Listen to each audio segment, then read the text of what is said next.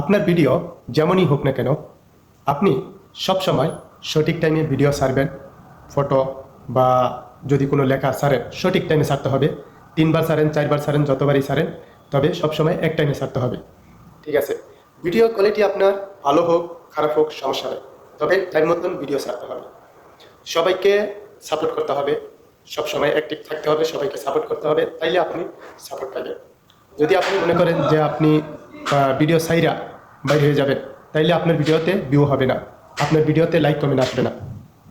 আসলে এই দুনিয়ার স্বার্থের পাগল সবাই। যদি আপনি কাউকে আপনার দ্বারা কারো কোনো লাভ না হয়, তাইলে আপনি কখনো লাভবান হবেন না তার দ্বারা। সে চিন্তা করে ওনার দ্বারা আমার লাভ হলে আমি তাকে লাভ করাইব, ও যদি আমার 1 টাকা দেয় আমি তাকে 1.5 টাকা দিব, আমি তাকে কিছু দিব। এক কথায় হলো তুমি একটু দিলে আরটু তুমি পাইবা। এটা হলো আমাদের আমাদের মানুষের নীতি এটা।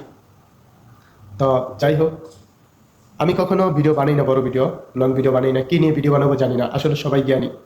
ঠিক আছে, সবাই জ্ঞানী, কার কথা শুনবো?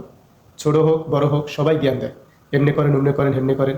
দেখবেন আপনি অনেকের কথা শুনে আপনার সেটিং লারেন ফেসবুকে, এইটা লারেন ওইটা লারেন, টিকটকে, যে কোনো আপনার সফটওয়্যারই হোক, যে কোনো সফটওয়্যার, টিকটক আছে, ইউটিউব আছে বা ইনস্টাগ্রাম আছে, যে কোনো আপনার সাইডে হোক, আপনি অনেকের কথা শুনে অনেক ভিডিও অনেক সেটিং লারেন। আসলে এটা লারা ঠিক না।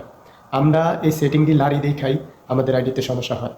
ঠিক আছে, তবে লারবেন যেটা আপনার একদম জরুরি দরকার ওইটা করবেন।